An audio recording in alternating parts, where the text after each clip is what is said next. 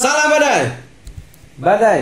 Setidaknya ada 3 pihak atau orang atau subjek hukum yang dapat dinyatakan tidak mampu melakukan perbuatan hukum atau tidak dapat melakukan pengurusan atas harta miliknya sendiri. Nah, dari 3 itu sedikit saya akan bahas, saya akan kupas. Pertama, yaitu tentu seorang yang belum dewasa. Nah, orang yang belum dewasa ini tentunya dia tidak mampu atau tidak cakap untuk melakukan perbuatan hukum dan juga tidak dapat melakukan pengurusan atas hartanya.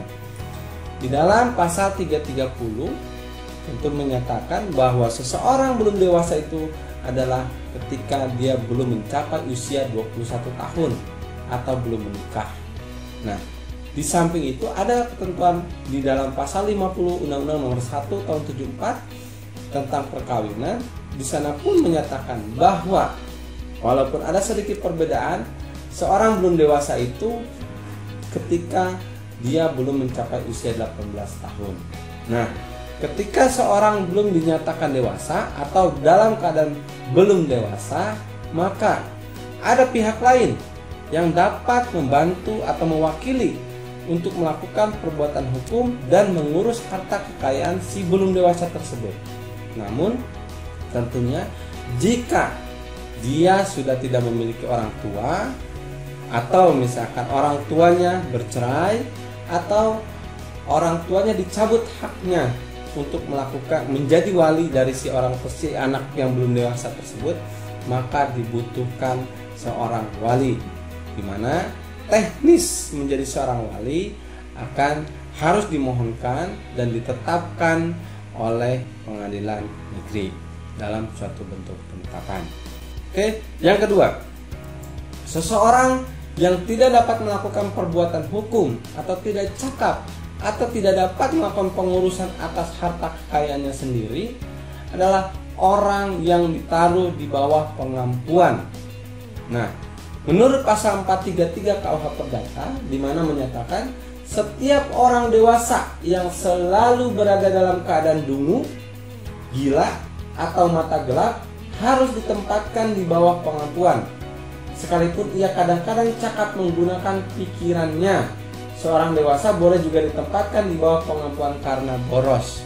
Nah, orang yang ditaruh di bawah pengampuan tadi yang terkategori sebagai orang yang, mohon maaf, gila, dungu, mata gelap, dan dia walaupun tidak dungu, tidak mata gelap atau tidak gila, namun dia boros. Nah, kalau kita lihat di dalam Kamus Besar Bahasa Indonesia, dungu itu apa sih?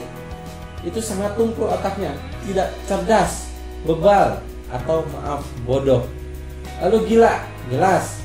Gila menurut Kamus Besar Bahasa Indonesia itu sakit ingatan, sakit jiwa, atau ia mengalami suatu tekanan batin yang begitu hebat sehingga dia menjadi labil atau tidak fokus di dalam menjalani kehidupannya. Lalu mata gelap, tidak dapat berpikir tenang.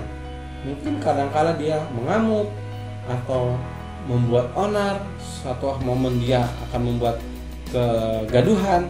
Nah, itu dapat dikatakan sebagai orang yang bermata gelap. Nah, boros, ya dia orang yang tidak gila, tidak mata gelap, tidak dungu, namun dia sangat berlebihan di dalam melakukan pemakaian harta-hartanya, begitu menghambur-hamburkan uang. Nah, orang-orang seperti ini dapat dimintakan atau dimohonkan oleh keluarganya, salah satu keluarganya, untuk dia dapat dilakukan atau ditaruh di bawah pengampuan. Sehingga ketika nanti ditetapkan oleh pengadilan negeri, ditunjuk seorang pengampu, si pengampu ini yang akan mewakili, yang akan melakukan pengurusan atas harta-harta seseorang yang ditaruh di bawah pengampuan. Seorang tersebut tadi yang jelas orang gila, orang dungu, orang mata gelap, dan orang boros. Apa gunanya hal tersebut? Tentu hal ini jelas dengan maksud dan tujuan untuk melindungi harta dari si orang yang hendak diampuni tersebut. Yang ketiga, Siapa seorang yang dapat dikategorikan tidak mampu melakukan perbuatan hukum atau tidak mampu melakukan pengurusan atas harta-harta kekayaannya. Ya, untuk yang satu ini, kategori ketiga ini adalah orang yang diputus atau dinyatakan pailit berdasarkan putusan pengadilan niaga pada pengadilan negeri, di mana orang yang dinyatakan pailit ini sudah tidak mampu. Sejak putus pernyataan pailit tersebut, dia sudah tidak mampu, dia tidak berwenang dan tidak berhak untuk melakukan pengurusan atas harta kekayaannya dia. Siapa yang akan melakukan pengurusan atas harta kekayaan yang dinyatakan pailit ini? Dia adalah seorang kurator. Kurator ini diangkat berdasarkan bersamaan dengan putusan pailit yang menyatakan si orang tersebut dinyatakan pailit. Lalu mengapa dia bisa dinyatakan pailit sehingga dia tidak mampu untuk melakukan pengurusan atas harta-hartanya tersebut?